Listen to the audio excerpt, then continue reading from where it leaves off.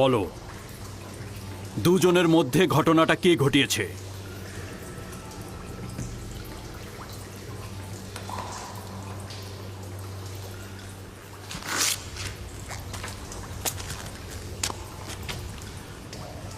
প্রথমে তুই বল আপুপিস, তোকে কে বলেছে, কার কথা শুনে তুই বাদশাহ ও তার পরিবারের পেয়ালায় বিষ ঢেলে দিয়েছিস? কেউ নয়, আমি নিজেই এ পদক্ষেপ গ্রহণ করেছি। কেন? প্রভু আমেনহোতেব কি তোর সঙ্গে কোনো খারাপ কাজ করেছে? এ কারণেই করেছি যে আমেনহোতেব আপনাকে আমন আর আমনের অনুসারীদের ধ্বংস করে দেওয়ার নির্দেশ প্রদান করেছেন। কে বলেছে? কার কাছ থেকে শুনেছিস? কেউ বলেনি, আমি নিজের থেকে শুনেছি। রাজমহলের পেছনের দরজায় আমি কান পেতেছিলাম। মিথ্যে! তুই মিথ্যে কথা বলছিস, কারণ আমি পেছনের দরজায় সূক্ষ্মভাবে দেখেছি, যাতে কেউ আড়ি পেতে আমাদের কথা না শোনে। খুব ভালো।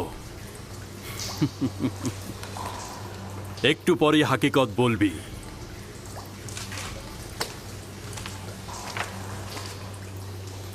এখন তুই বল।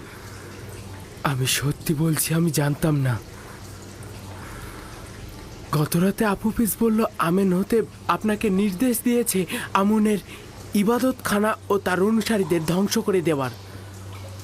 সে আমাকে বাদশার পেয়ালাতে বিষ দিতে বলেছিল, কিন্তু আমি দেইনি।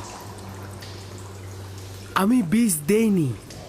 আপনারা দেখেছেন, আমি সারাবে বিষ প্রয়োগ করিনি। তোর সঙ্গে আর অন্য কেউ যোগাযোগ করেছিল? কিংবা আপুপিসের সঙ্গে কি কাউকে কথা বলতে দেখেছিস? না, আমি আসলে কাউকে দেখিনি। আর আমি শুধু আপুপিসের সঙ্গে এই কথা বলেছি।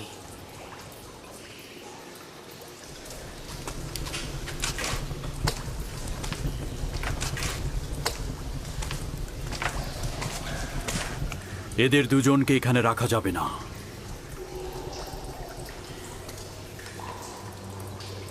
যত দ্রুত সম্ভব এদেরকে গোপনীয়ভাবে জাভিরা কারাগারে পাঠানোর ব্যবস্থা করে ফেলো, খুব দ্রুত।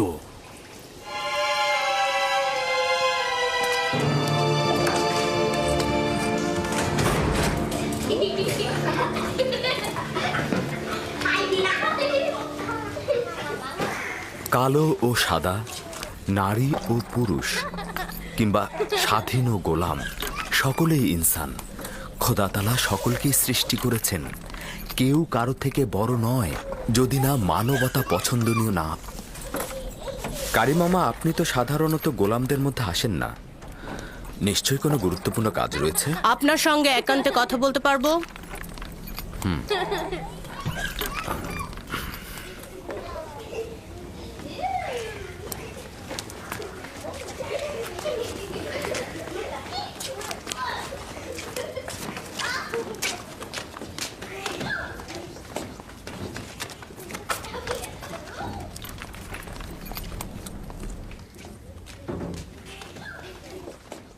বানু জুলেখা পুতিফারের নিকট গিয়েছিলেন যেন শাস্তিস্বরূপ আপনাকে জেলখানায় নিক্ষেপ করা হয়।